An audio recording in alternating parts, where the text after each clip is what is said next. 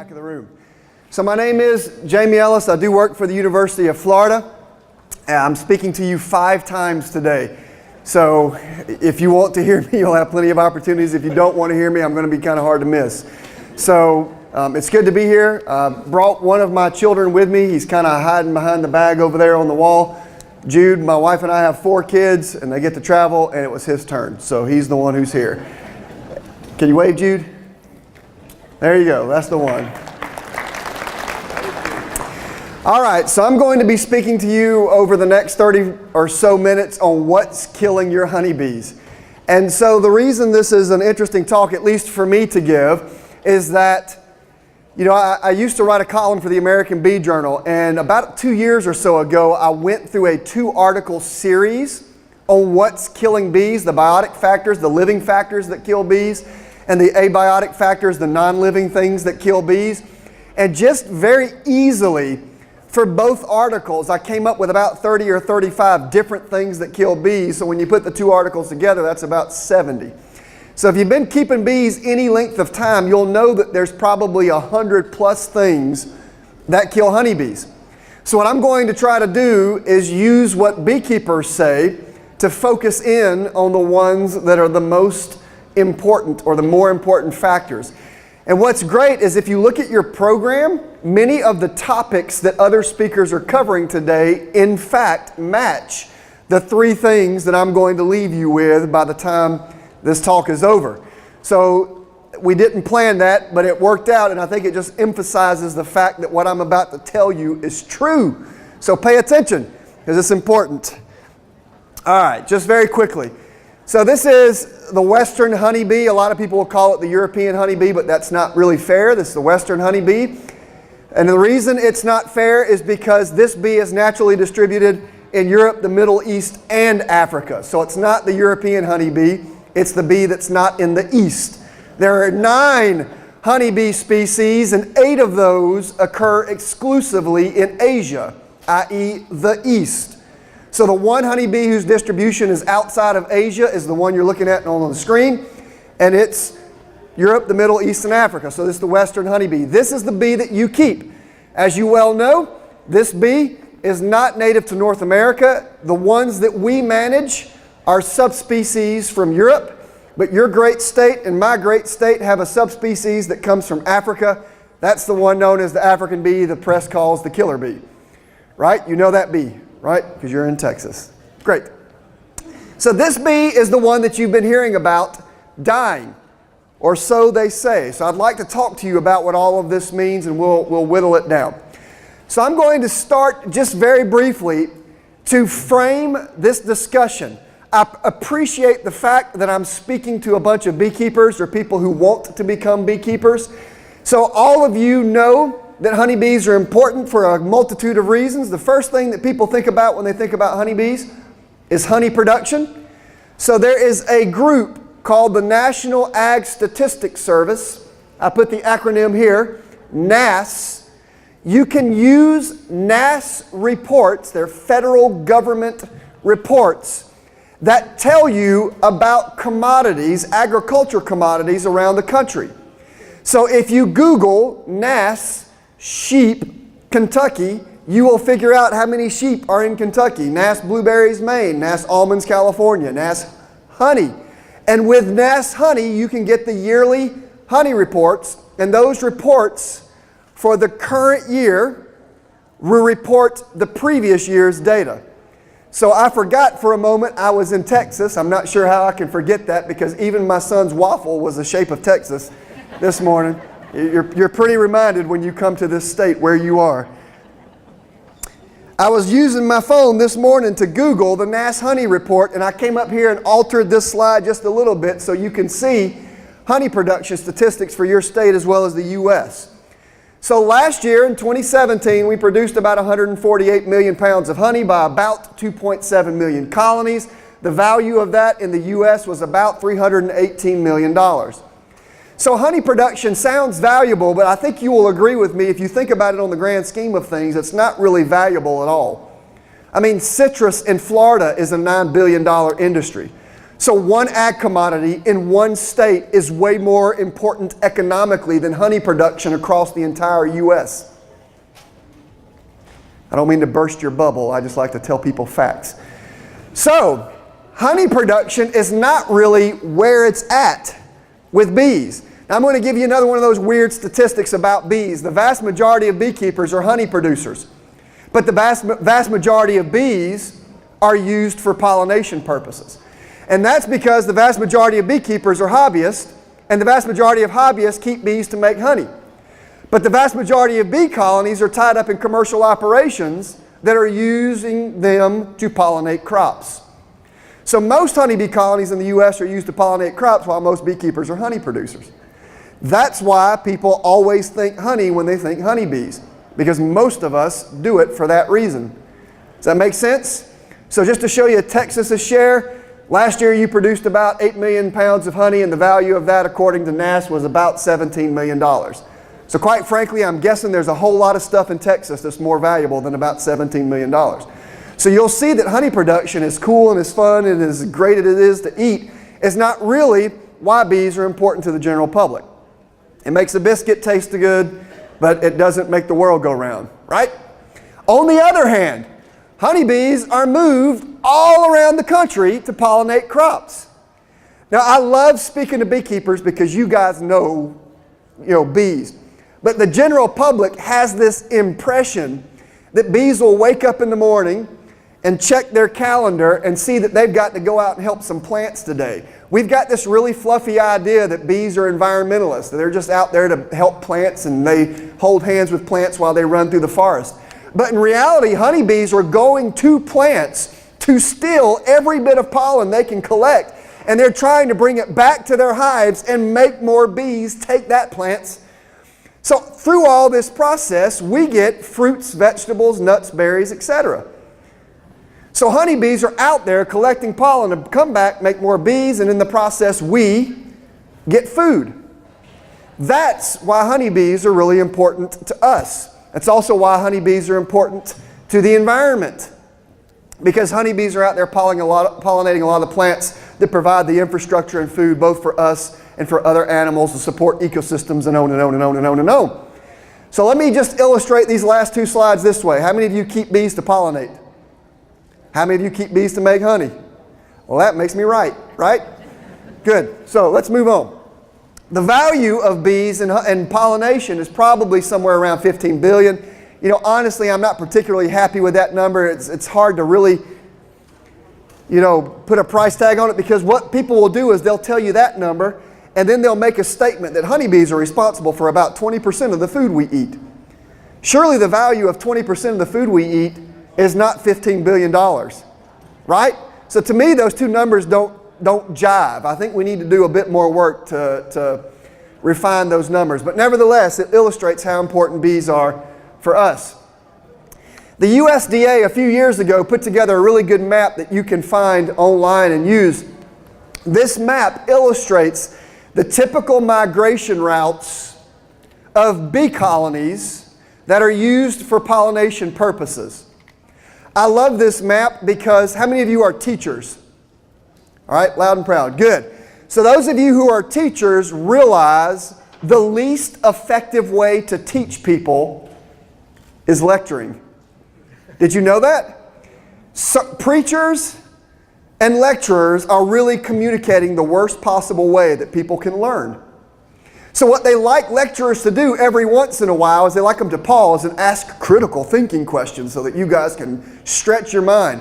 If this were a smaller audience, I'd be able to take a moment to say, look at this slide and you tell me some things that pop out to you that are interesting about this slide. I do this with my college students, and I love college students. They're great, but I think we're in danger if they're the future of the world. That's a joke. Nevertheless, I'll give you an example. I always say that there's clearly 3 or 4 things that you can learn about honeybee pollination by looking at this map. Number 1, where are the crops grown that honeybees are used to pollinate? Well, my favorite answer from college students a few months ago when I asked this is they're around the ocean. And I said, well, Canada's up here and Mexico's down here. I think they think that the United States is an island. I think that would explain a lot of... So I had to do away with that myth. We're actually bordered by 2 countries. And so once I got past that, I was able to help them refine their thoughts a little bit. Yes, most of the crops to which bees are taken to pollinate are grown on the perimeter of the country, not around the oceans, because as we all know, there's not an ocean up there. Apparently they didn't know that, but it's okay, because they will learn it someday. Now, the second thing I would like to tell you, and this is the one that really hurts our feelings, so please don't throw stuff at me. Please, please, please, please, please. I like to read the words that are on that map, the crops the bees are used to pollinate. In order for me to do that, I've got to turn my back on you. I'm going to try not to read the same word twice, and I'm just going to go around mentioning the major pollination crops. Blueberries, melons, cucumbers, apples, cranberries, cherries, plums, alfalfa, raspberries, pears, almonds, sunflowers, and some citrus. All right. Now, how many of you have heard that goofy quote that Einstein gave that if bees disappeared, the world would follow 4 years later? How many of you have heard that? Well, I'm going to do a couple things. First of all, he did not say that. Second of all, what does it matter if he did? He's a physicist. I don't go around making physics proclamations. Why would he go around making entomological ones? Nevertheless, it's not true. And the reason it's not true is very simple. And this is where our feelings tend to get hurt. So please, please, please, if you grow these things, don't take offense to this. But generally speaking, these things are called what I call luxury crops, what the USDA calls specialty crops. They're great. They make food worth eating. They give us a varied diet. They give us a lot of nutrition, but if they disappeared tomorrow, the world would not starve to death. The world's most populated countries are supported by grain crops. Think about it. Name the world's most populated people centers on the planet, and they're going to be using rice, corn, and wheat in the majority of their diet. So what I always tell people, if bees disappeared tomorrow, we wouldn't starve to death quickly. We would just like eating a lot less, right? The next thing that you'll notice from this map is where bees aren't taken, and that's in the center of the country, generally speaking, and that's because that's the breadbasket where all of our wind-pollinated crops are grown. See how much you can get from a single slide if you just think about it? You guys did a good job walking me through that. I appreciate your attention. Now, I don't mean to belittle bees at all. Honeybees are very important for our food production. They're important for our health. They're important. Important. But as you might guess, I always tell people that neither Hillary nor Donald created fake news. That was done by honeybees, right? As long as, my guess is, to be fair though, as long as news has been alive, I'm guessing that there's been fake news, right? It didn't take an election to make fake news happen. It just took people. All right. So the reason I point all these things out is that there's some myths and some truths in this whole honeybee death thing. And I want to help you kind of navigate this. And again, this is just my opinion, but I like to use data to support my statements, which is surprising, I know. Now, if you use those same statistics, NASS, the National Ag Statistics Service, and you plot out the number of honey-producing colonies that we have in North America over the last, since they've been keeping data, i.e. the late 30s, this is the chart you will get. So honeybees are dying, right? We peaked at around 6 million honeybee colonies in the mid to late 40s, and then ever since then it's been going straight down and the world's just been crumbling around it. And I would ask you, does anybody care? And this is kind of the joke slide that I always tell. Of course, people care about bees dying. I was hired in August of 2006, and I remember sitting in my office at the University of Florida going, what am I going to do the rest of my career? I've got nothing to study. My phone's not ringing. My emails aren't bouncing into my computer. What am I going to do? In November of 2006, bees were moved down to Florida from Pennsylvania. Most of those bees died, and that episode forever changed beekeeping on the planet. That episode is what created colony collapse disorder. This idea that all the bees are dying, it created research positions. Probably CCD created some of you. How many of you got into beekeeping because you heard bees were dying and you just wanted to help? Exactly. A few of you. And I always tell people, if you want to help, don't keep bees. We kill more of them than anything else does. And that's a joke. But not really. But it's a joke. But not really. All right. So does anyone care? Does anyone care? So that's a joke. You should be a beekeeper. But we do kill lots of bees. You know, I think our ignorant, well, I won't go there. I've been keeping bees for 28 years, and even my bees die sometimes. So, do you care? This is the point that I always illustrate it like this. Yes, bees are dying. Yes, people seem to care. Every bee scientist with a brain or a pulse has been interviewed about bee losses. Honestly, it's been terrible. Absolutely terrible. I am sick and tired of answering those phone calls and those emails and being on TV talking about bee losses. Because I oftentimes feel like I'm saying what people aren't wanting to hear. And so I'll say this, you know, there's a good way that you can determine how important something is to the general public. You can Google it and see how many Google hits it has. And it's funny, I used to do this slide, and honeybees for years were in about the 30 million hit range. That means that there's 30 million things on the internet that were popping up when people Googled honeybee. So not long ago, we had some individuals visit our new bee lab at the University of Florida, and I was talking to them, and I wanted to update the slide, and I Googled honeybee, and I got 248 million hits. Honeybees have become ridiculously popular, and it totally threw off this slide because I used to like to say, well, honeybees are not nearly as important to the general public as everything else, but now they seem to be really important to the general public. People talk about them all the time. To put it in perspective, Lady Gaga is about 162 million hits. Donald Trump is 629 million hits. And it's funny because I was in Ohio literally about a month before the election, and I Googled, I had Donald Trump and Hillary Clinton both on this slide, and I Googled it, and Donald Trump had about 100 million more hits than Hillary Clinton. I said, I don't care what the poll says, Google hits are almost always right. And then a month later, the world was stunned when the United States elected Donald Trump. But Google had already predicted it, it's just no one called it, except me. A&M football, if that's what you want to call what A&M plays. Oh, man. Oh, wait, well, before you feel bad, I don't actually cheer for the University of Florida. I cheer for the University of Georgia, and we just stupid Georgia. How did they, come on, man. Anyway, and just to keep myself humble, I'm only worth about 5 million hits. So at least Texas A&M football is 5 times more important than me. But it will demonstrate for you how much bees have come up. Now, the funny thing is if you look at numbers, they don't always jive with what comes out of people's mouth.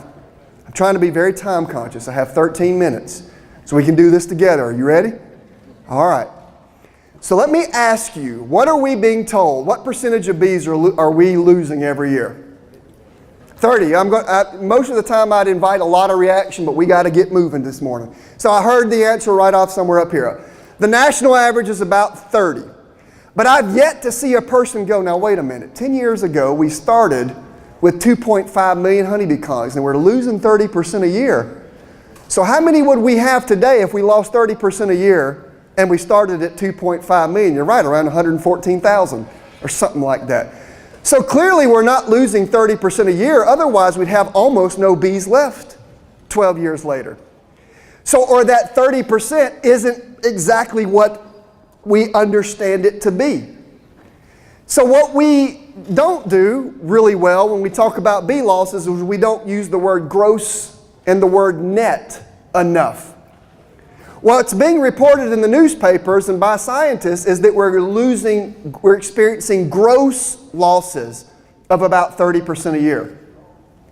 That means we're losing 30% of our bees before we do something about it to recover those losses. What they're not telling you is that our net losses aren't even losses at all. So let me show you what I mean on this slide. Before Varroa were introduced into the U.S., we were losing net loss about 1% of our bees a year. That means we have 100, next year we have 99, the following year we have 98.1, the next year we have 97.2, something. You get the drift. We're net losing about 1% a year. After Varroa, oddly enough, those net loss rates have actually slowed down a little bit. It's probably not statistically significant, But nevertheless, Varroa has not increased our net losses, even if they've increased our gross losses. What's even more interesting to me is if you look at the years since colony collapse disorder, we have averaged a net increase per year of about 1.3% of our colonies. That means with 30% yearly gross loss rates, we're going up 1.3% a year. Now, have you heard that half of the story? Of course not. So let me explain to you how this works, because I needed it explained to me.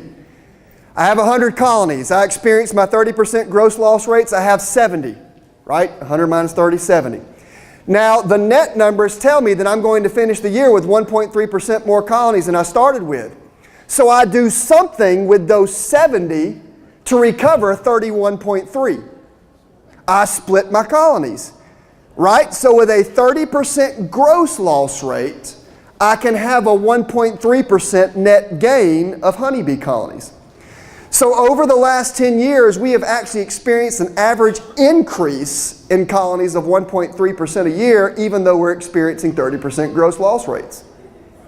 Does that make sense? Yep. So there's two things at play.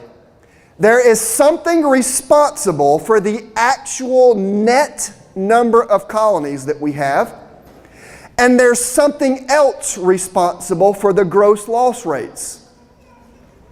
Okay?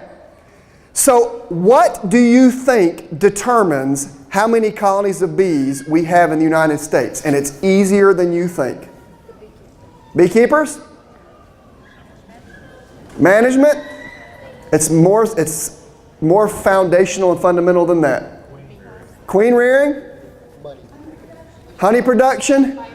Here, you got it right, so I'm going to let you use the microphone for about 3 seconds. You ready? Here's your time to shine, Bill. Bill Slay, all right. Money. Money. I know it sounds weird, but when it's economically feasible to have more colonies, we find a way to split bees and have more colonies. When it's not economically feasible, we have net losses and not net gains. Right now, our honey prices and our pollination prices are fairly reasonable. So even though we're experiencing high gross loss rates, beekeepers are able to recover that because they've got it's hard to say this, but an economically favorable environment for beekeeping. Now, we can argue all day long, and I would agree with you, that 30% gross loss rates are not sustainable.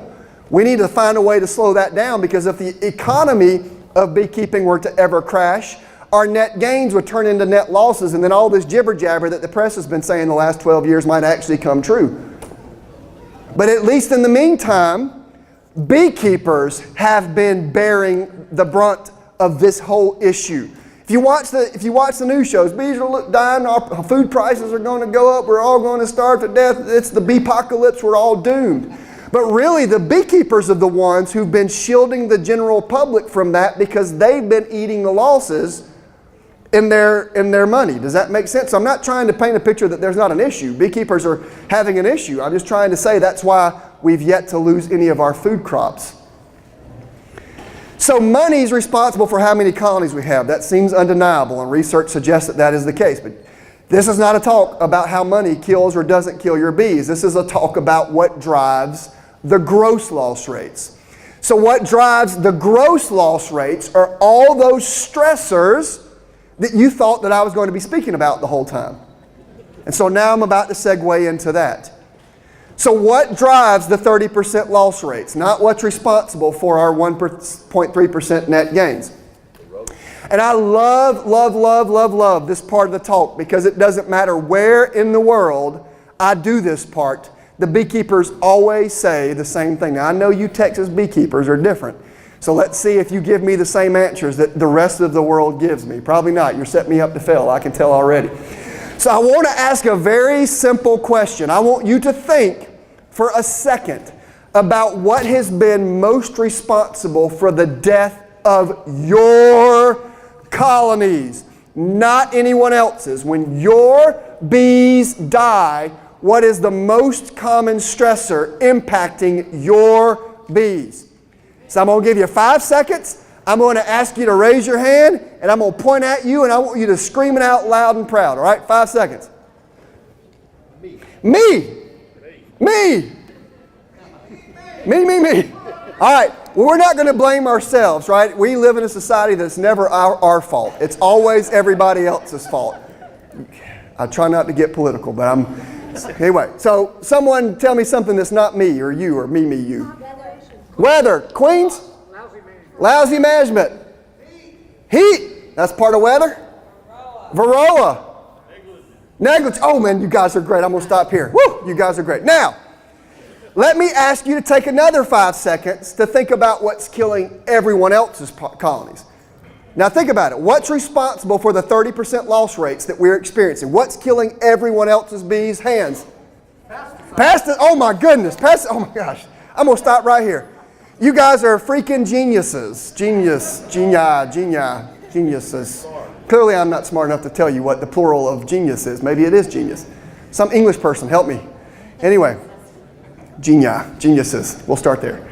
Now, the reason that's important is there is an organization that does exactly what I just did every year. They ask beekeepers, what's killing your bees?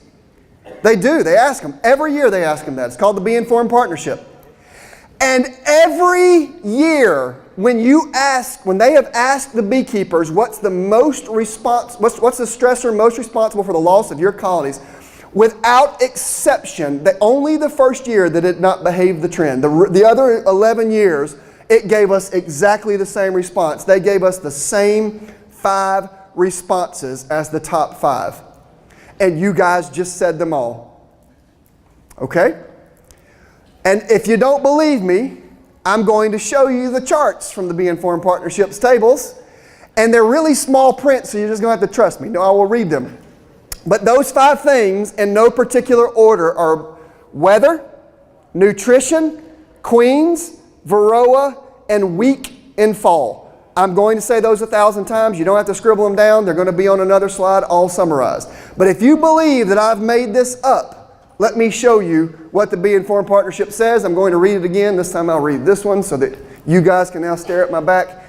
Only the first year were those top 5, not the top 5. There was one thing that creeped into the top 5 the first year. So Queen's Nutrition Mites, CCD Weather, and that was the only year CCD was in the top 5. The rest of the time it was those 5 things I've told you. So I'm going to go quickly, but see if you can hear the pattern. Nutrition, Queen's, Weather, Mites, weak in fall. Nutrition, Weather, weak in fall, Mites, Queens. Nutrition, weak in fall, Weather, Queens, Mites. Weak in fall, Queens. Nutrition, Mites, Weather. Weak in fall, Nutrition, Queens, Varroa. And winter, and I always kind of moan here because then they switch to bar graphs and it really slows down my ability to quickly tell you what the answers are. But Queens, Nutrition, Varroa, Weather, weak in fall, and whatever other one I've missed. There it is, Nutrition. Queens, Nutrition, Varroa, Weather, weak in fall, and that one says the same thing. Basically, this is it. So the fun thing that I get to do is when I travel the world and ask people what's killing their bees, this is what they say. When I ask them what's killing everyone else's bees, they say pesticides. This happens everywhere I go. When the press interviews me about what's killing bees, they don't want me to talk about this. They want me to talk about how pesticides kill bees. Every time. Now guess what, boys and girls? I'm going to squash a myth for you. Pesticides kill bees. They do it every year. But if you ask beekeepers what are the principal stressors of their colonies, this is what they tell you.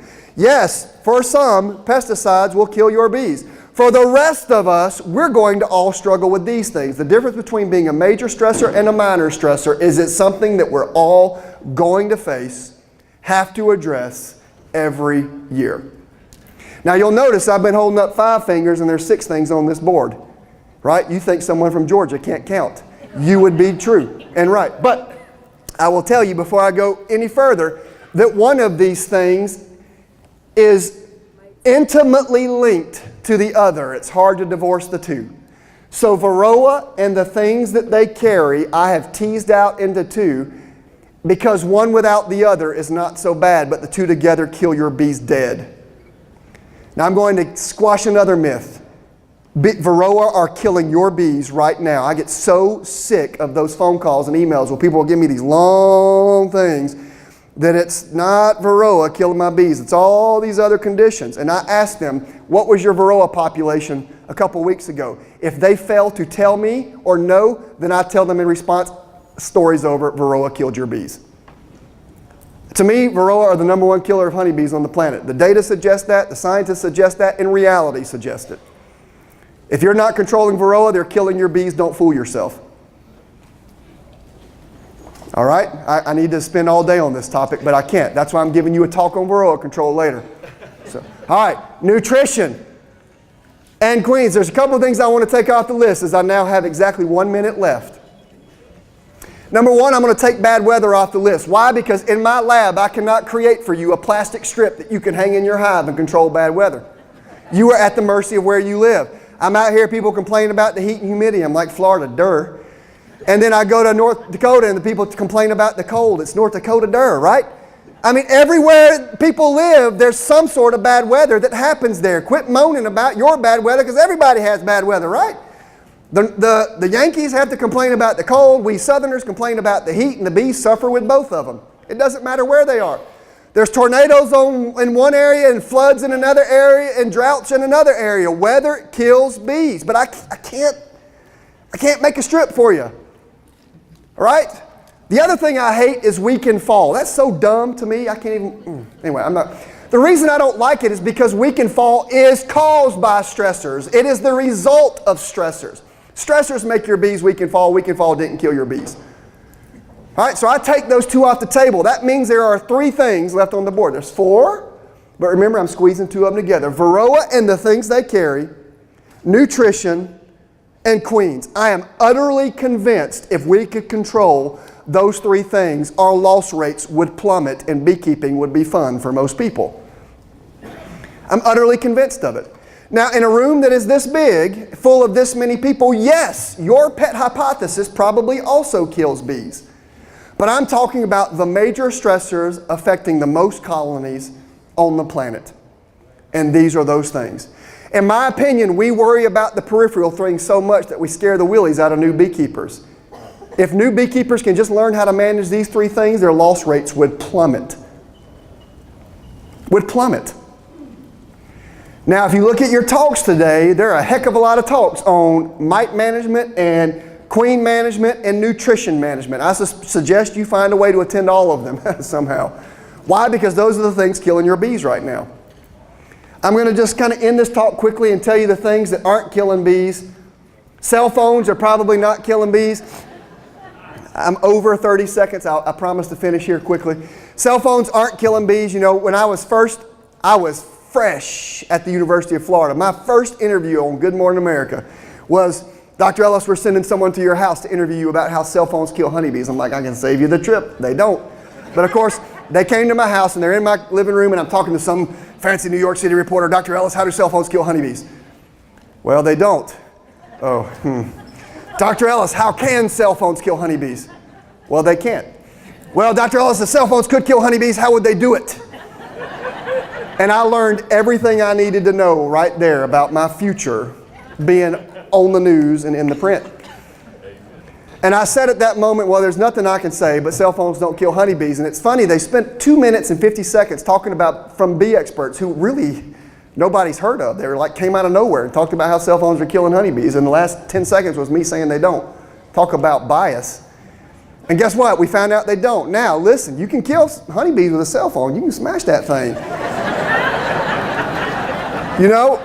And some people like to point out that cell phones can't kill honeybees because bees don't pollinate cell phones, right? They only pollinate apples and blackberries. Just think about it. Just think about it. You're getting there. Some of you old folks are going, what the heck is he talking about? It's okay. I'm going to be old someday too, Lord willing. All right. Probably, now listen, I am a scientist. I will conclude by saying if any of these things turn out to be true, I'll be the first to believe it if there's overwhelming data. I'm not necessarily against these ideas. I'm just saying that we have data that suggests other things are killing honeybees. It's probably not locating your bees too close to the power line. The sun's probably not particularly crazy. I don't care if the magnetic field is shifted. The bees seem to be okay. The rapture used to make me laugh until I remembered that I was a Christian, and if it was in fact the rapture, then I got left behind, and it's troubling for me. Alien abduction, I'm happy to believe it was aliens taking the only intelligent life on Earth, but I'm suspecting it's not, and I don't care if you're Republican or Democrat, neither party probably killed the bees. And when I put this on here, I was in Europe, England, giving this talk, and it probably wasn't even Brexit, despite the fact that the press is trying to blame Brexit for everything. Now, I could go on for days, but I'm already slightly over. I'm the one who gets all the attention and all the credit, but really it's all the people who stay back at the University of Florida who do all the work, who make it possible for me to say the things to you that I said. So I want to give them a shout out. And you can photograph this slide. I know exactly how many followers we have on Twitter, Instagram, and Facebook. If I go and check those accounts tonight at my hotel room and we don't have more followers, I'm never coming back to Texas. So you better find a way to follow our Twitter, Instagram, and Facebook accounts. Use us. There's my email address. We don't have time for questions. I know we were squeaky clean right up against the end. But what I want to suggest to you is you need to focus hard on queen issues, varroa issues, and nutrition. You address those things and most of your problems will go away.